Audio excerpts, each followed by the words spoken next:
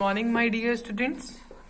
Beta, today we are going to do chapter number 8, Company Accounts, Issue of Debenture. Issue of Debentures. This one is part 2.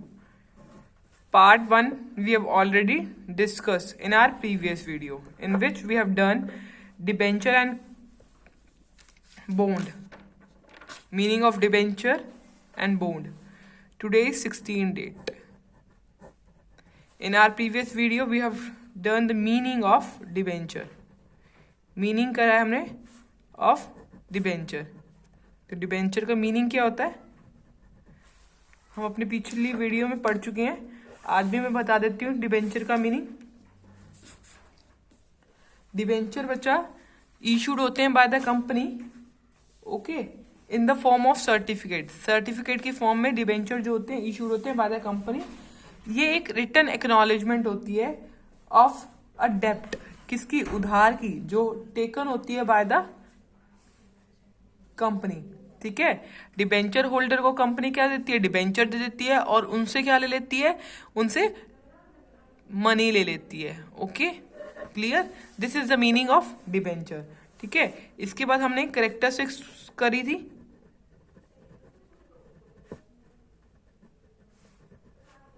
और features करे थे.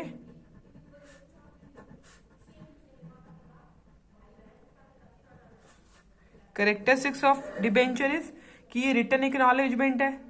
ठीक है. ये issued होती है under the company seal, under the seal of the company. ठीक है. ओके. ये लॉन्ग टर्म नेचर की होती है. क्लियर. इस पे एक स्पेसिफिक रेट ऑफ इंटरेस्ट दिया जाता है जिसको बोलते हैं कूपन रेट. ये फीचर्स हमने डिबेंचर के पढ़े थे. इसके बाद हमने बॉन्ड पढ़ा. बॉन्ड जो है सिमिलर है डिबेंचर के, बट डिबेंचर पे हमें रेट ऑफ इंटरेस्ट मिलता है, बट बॉन्ड में हमें कोई रेट ऑफ इंटरेस्ट नहीं मिलता. So it is also known as zero coupon bond. ठीक है. Means no interest is given. ठीक है. इसमें क्या होता है, जैसे 1.5 लाख रुपए की पेमेंट, 1.5 लाख रुपए के शेयर्स इशू, ये डिबेंचर इशू करे गए. ठीक है. 1,50,000 के शेयर्स, ये डिबेंचर है बच्चा, सॉरी, 1,50,000 के डिबेंचर इशू करे गए हैं, बट हमें देने कितने हैं? 1 लाख देने हैं. ओके. बट जब हमें पेमेंट मिलेगी हमें कितने की मिलेगी? रिडम्पशन के टाइम पे हमें 150 की मिलेगी. तो ये क्या होता है? Deep discount, heavily deep discount. इसे बोलते हैं बॉन्ड. ठीक है. ये हमने कल पढ़ा था. आज हम पढ़ने वाले हैं टाइप्स ऑफ, या काइंड्स, टाइप्स भी बोल सकते हैं, और kinds of debenture. Okay. Types और काइंड्स ऑफ डिबेंचर पढ़ने वाले हैं आज की वीडियो में. देखो, फर्स्ट वन इज सिक्योर्ड और मोर्टगेज डिबेंचर. क्लियर. देखो, सिक्योर्ड डिबेंचर क्या होते हैं? ये वो डिबेंचर होते हैं जो सिक्योर्ड होते हैं ऑन पर्टिकुलर एसेट. कोई भी एसेट पे, पर्टिकुलरली एसेट जो होती है कंपनी की, जैसे कोई भी कंपनी की बिल्डिंग पे सिक्योर्ड है, ठीक है, उसको बोलते हैं सिक्योर्ड डिबेंचर. अब कंपनी की पर्टिकुलरली बिल्डिंग पे जैसे सिक्योर्ड है तो इसको फिक्स चार्ज बोलेंगे. किस पे? क्या बोलेंगे? Fix charge. बट अगर हमें पता नहीं है सारी एसेट पे ही कंपनी के अगर हम सिक्योर्ड है, हमें पता नहीं है कि अगर हमें पैसे मिलेंगे, पैसे नहीं मिलेंगे तो हमें कौन सी एसेट बेचनी है. ठीक है. हमें पता नहीं है ये वाली बात का, तो होते हैं floating charge.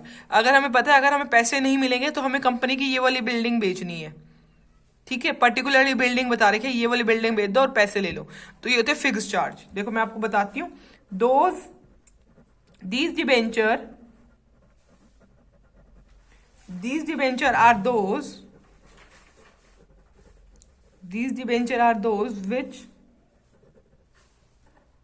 are secured either on particular assets of the company called fix charge. देखो मैंने अभी एग्जांपल दिया, अब कंपनी की कोई पर्टिकुलरली बिल्डिंग है,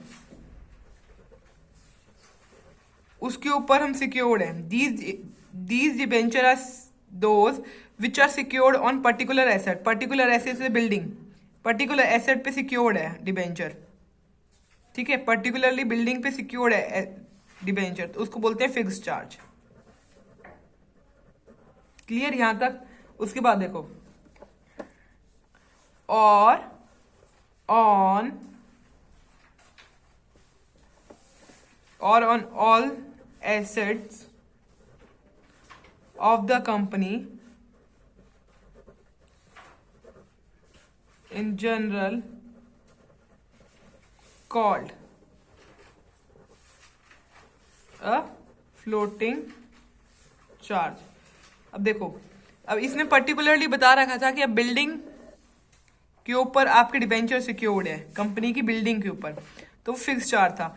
but on all assets of the company, जैसे बहुत सारी एसेट है, सब एसेट्स पे हमारी ये डिबेंचर सिक्योर्ड है, बट ये नहीं पता हमें कि हम कौन सी एसेट बेचेंगे जब हमारी रीपेमेंट नहीं होगी। तो on the all asset of the company in general is called floating charge.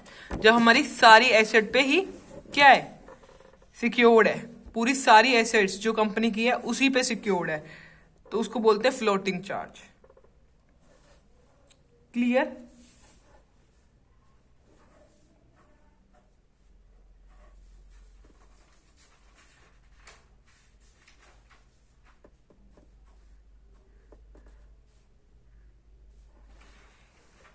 If the, अब फिक्स चार्ज और फ्लोटिंग चार्ज में से हमें क्या फायदा है? देखो, if the company is if the company is unable to repay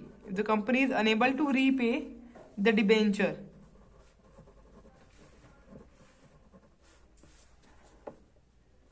on the due date,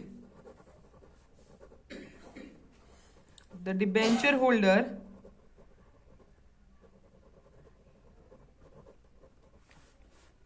can release their money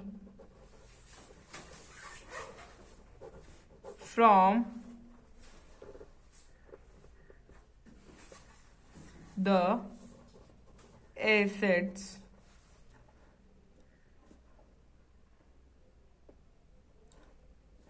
mortgage with them।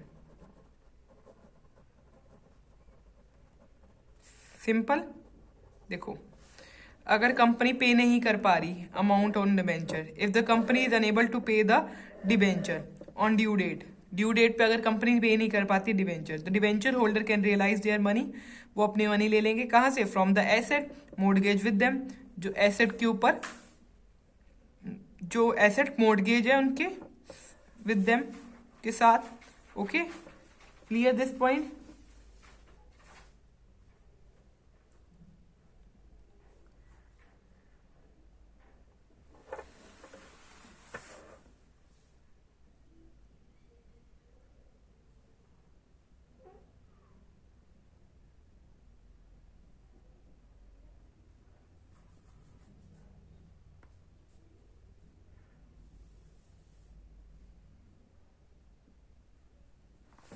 ठीक है, इस कंसेप्ट में एक फर्स्ट मॉर्टगेज और सेकंड मॉर्टगेज वाला कंसेप्ट आता है, वो मैं बताती हूँ। First mortgage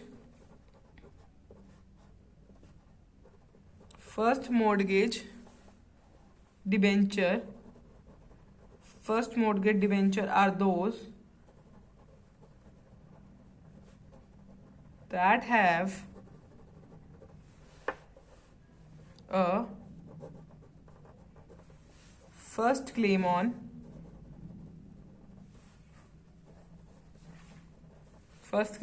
the asset charge.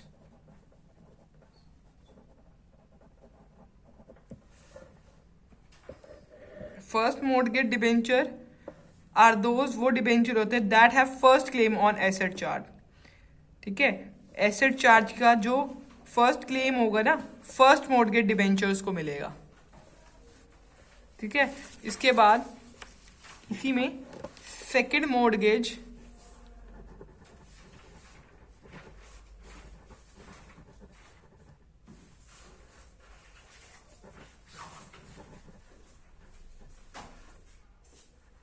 Debenture, second mortgage debenture are those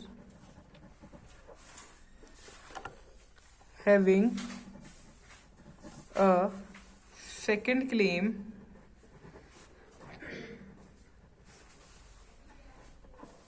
on the assets charge.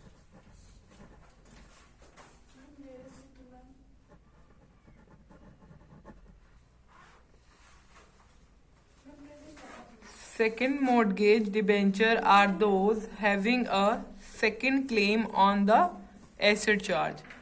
Clear?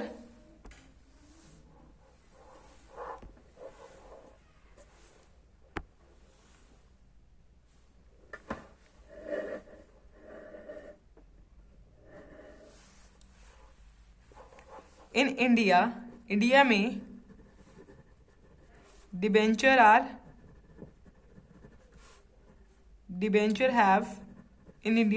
have necessarily to be secured.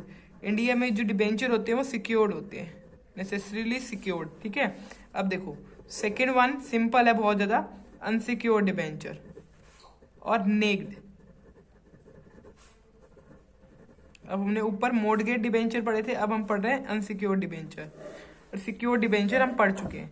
देखो सिक्योर्ड डिबेंचर क्या थे, जो सिक्योर्ड थे किस पे, either on particular asset of the company. ठीक है, अब unsecured debenture are those debenture which are not secured और which are not secured on any of the security. Simple, these debenture are those which are these debenture are those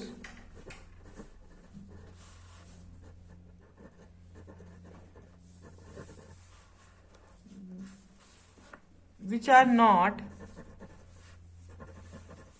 given any security. जो वो debenture है जिसके लिए कोई भी security नहीं दी जाती. इन दिस, इसमें क्या होता है, जो होल्डर होते हैं डिबेंचर के, जो होल्डर होंगे डिबेंचर के, मतलब डिबेंचर होल्डर होंगे, वो कौन होंगे, अनसिक्योर्ड क्रेडिटर्स होंगे. ठीक है, इसमें क्रेडिटर्स थे जो थे सिक्योर्ड डिबेंचर वाले में जो क्रेडिटर थे वो सिक्योर्ड थे. अब अनसिक्योर्ड डिबेंचर में क्या होगा, अनसिक्योर्ड क्रेडिटर्स होंगे at the time of liquidation of the company. Okay, so the holder of such debentures are treated as unsecured creditors at the time of liquidation of the company.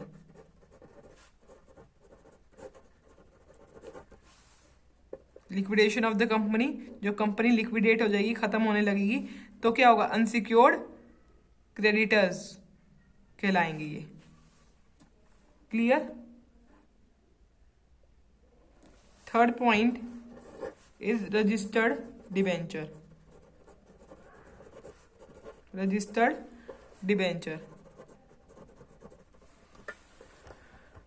Okay, देखो registered debenture कौन होते हैं, जिनका नाम company की books में record होगा, ठीक है, उसको बोलते हैं registered debenture. Means name address of the holder of such debenture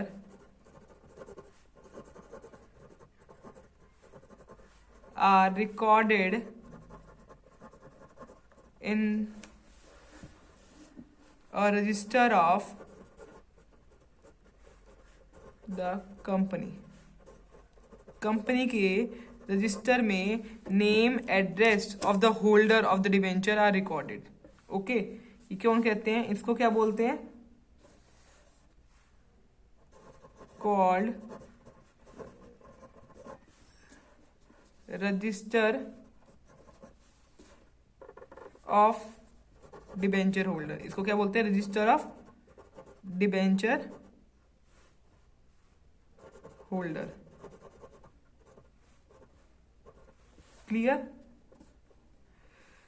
और ये डिबेंचर जो होंगे रजिस्टर्ड डिबेंचर है, इनका नाम कंपनी के बुक्स में लिखा हुआ है। जैसे ए ने डिबेंचर ली है तो इसका नाम कंपनी के रजिस्टर में लिखा हुआ है।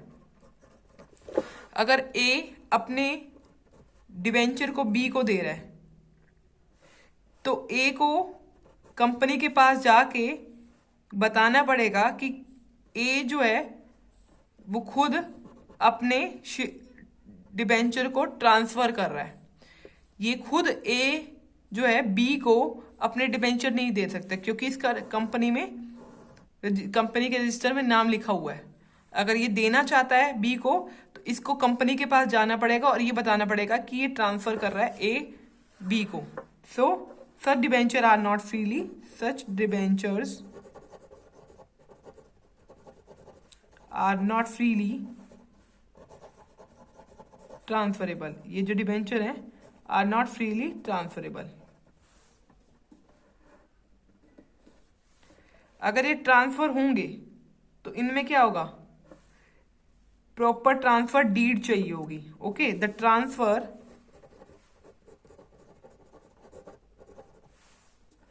of such debenture, the transfer of such debenture requires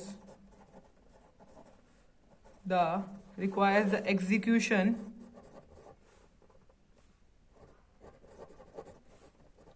of a proper transfer deed। Clear? The transfer of such debenture requires the execution of the transfer of such debenture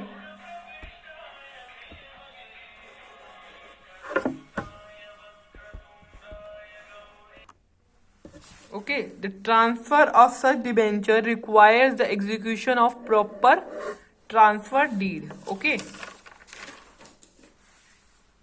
so let's come to fourth point, which is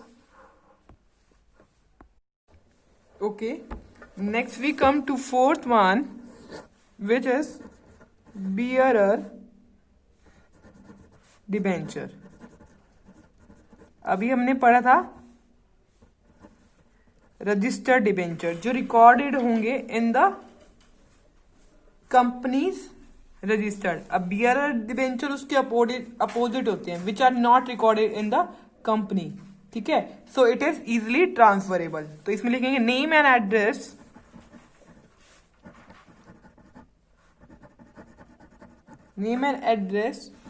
of the holder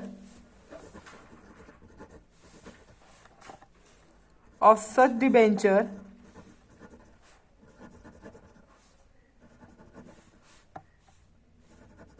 are not recorded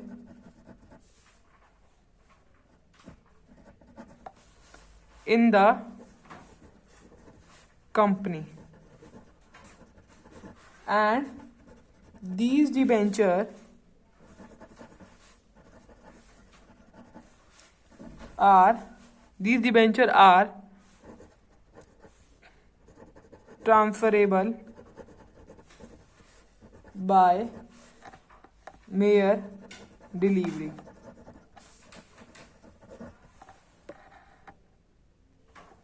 Okay, payment of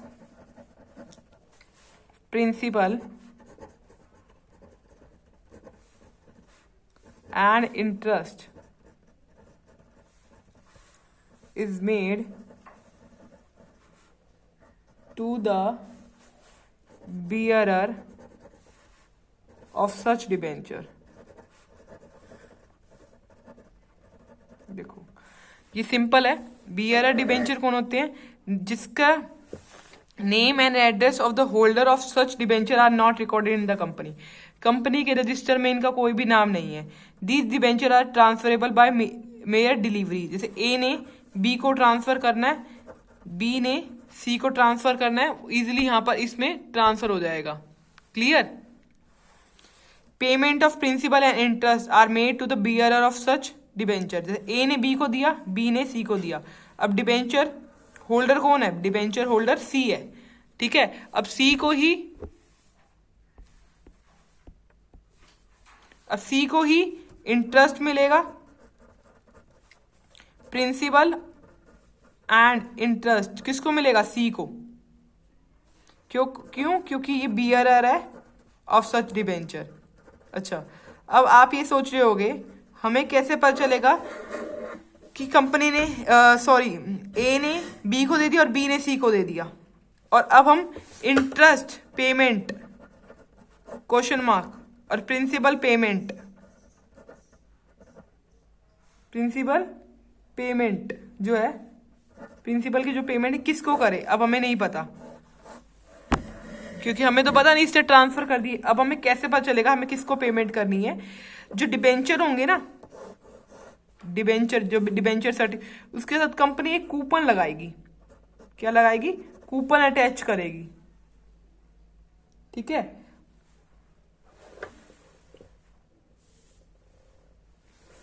okay, coupon लगाएगी. अब जिसके पास debenture certificate होगा, जैसे सी के पास अब certificate आ गया debenture, तो इसके पास ये कूपन होगा. तो ये कूपन ये क्या करेगा? बैंक में लगाएगा और कंपनी को पता चल जाएगी कि ये डिबेंचर सी के पास है. ठीक है. ओके. तो सो कंपनी क्या करेगी? जिसने कूपन लगाया है, जिस पर्सन जैसे सी ने कूपन लगाया है, इसके अकाउंट में पेमेंट भी डाल देगी और इंटरेस्ट भी डाल देगी. तो क्लियर? तो यहां पर लिखते हैं, देखो,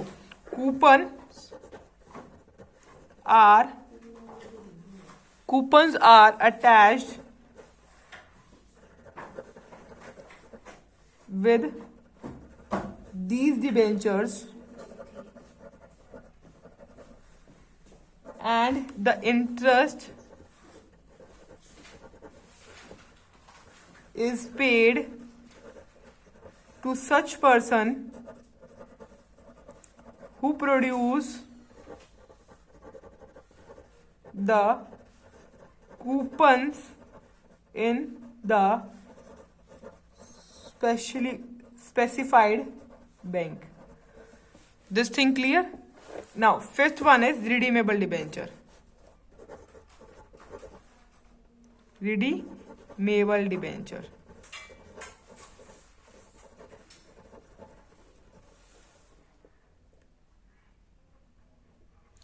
रिडीमेबल डिबेंचर वो डिबेंचर होते हैं जो रीपेड होते हैं बाय द कंपनी. कंपनी उसकी पेमेंट कर देती है, बेशक से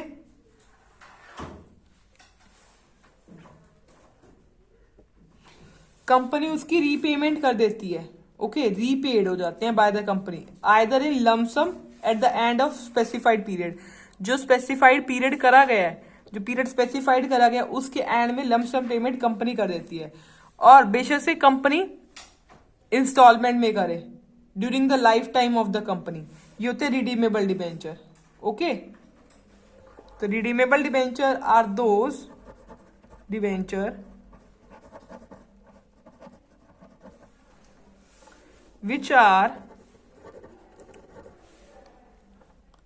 which will be repaid by the company either in lump sum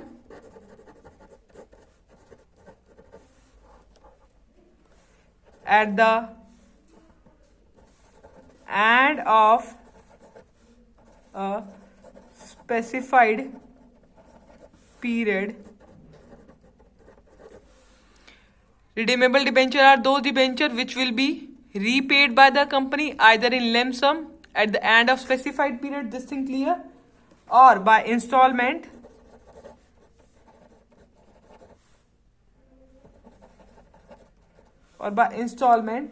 during the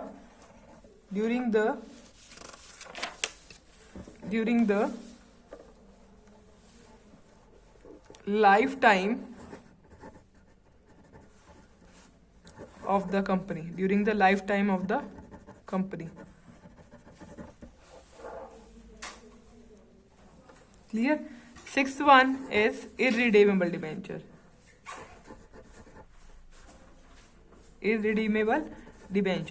अब रिडीमेबल डिबेंचर का उल्टा क्या होता है? Irredeemable debenture, perpetual debenture. ये सिंपल, इसका उल्टा हुआ कि जो डिबेंचर हम पे नहीं करते, ओके, लाइफ टाइम में, कंपनी की लाइफ टाइम में जो डिबेंचर पे नहीं होते, लिक्विडेशन ऑफ द कंपनी मतलब जब कंपनी खत्म होने वाली होती है उस टाइम पे हम इन डिबेंचर्स को पे करते हैं, ठीक है। ये क्या कहलाते हैं? Irredeemable debenture. Irredeemable debenture are those debenture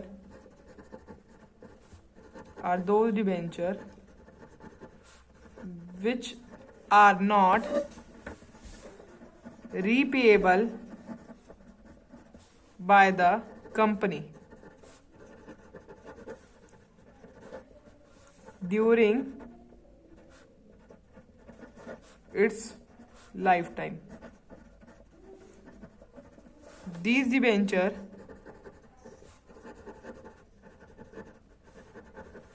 are repayable only at the time of liquidation of the company. Are those debenture which are not repayable by the company during the lifetime में कभी भी repay नहीं होंगे। These debenture are repayable only at the time of liquidation, जब company खत्म होने वाली होगी उस टाइम पे ही डिबेंचर रीपे होंगे, ठीक है। अब seventh one is convertible debenture. Simple, convertible debenture, जो डिबेंचर कन्वर्ट हो जाते हैं उसको बोलते हैं कन्वर्टेबल डिबेंचर। कन्वर्ट किस में होंगे? इक्विटी शेयर्स में और कोई अदर सिक्योरिटीज में अगर डिबेंचर कन्वर्ट होते हैं उसको बोलते हैं कन्वर्टेबल डिबेंचर, ठीक है, ओके। अब इसमें कन्वर्टेबल में डिबेंचर में दो तरीके के डिबेंचर हो जाते हैं, फुल्ली कन्वर्टेबल और पार्टली कन्वर्टेबल, ठीक है। कन्वर्टेबल डिबेंचर किसे कहते हैं? Convertible debenture are those debenture which are convertible into equity shares, ठीक है, क्लियर, जो कन्वर्ट हो जाएंगे इक्विटी शेयर्स और other securities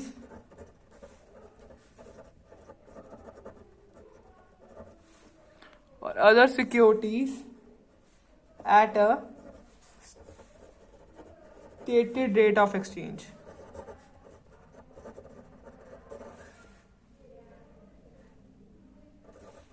Either at option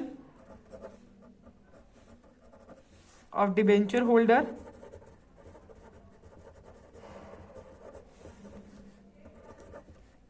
or at the option of the company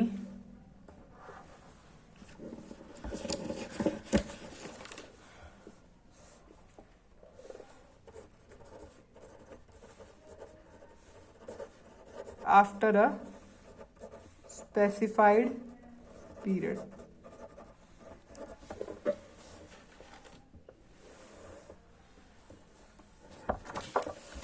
okay, अब जैसे डिबेंचर है बच्चा 1 लाख के, जिसमें से 50,000 के डिबेंचर कन्वर्ट हो रहे हैं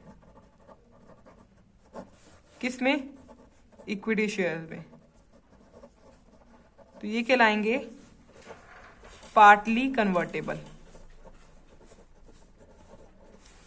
ठीक है, अब जो ये 1 लाख के डिबेंचर है, 1 लाख के डिबेंचर ही 1 लाख इक्विटी शेयर में कन्वर्ट हो रहे हैं, इसको बोलेंगे फुली कन्वर्टेबल डिबेंचर। तो सारे डिबेंचर कन्वर्ट हो गए।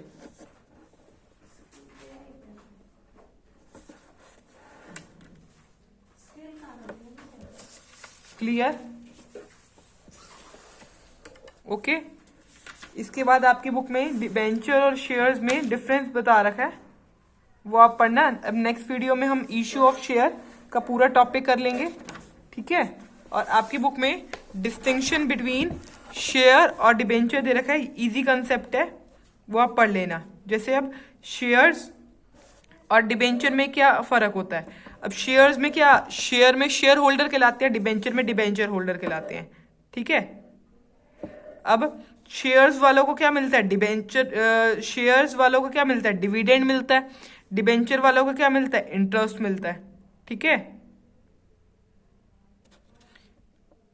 डिबेंचर्स को क्या मिलता है, फिक्स रेट ऑफ इंटरेस्ट मिलता है। इसमें जो डिविडेंड होता है वो फ्लक्चुएट करता है।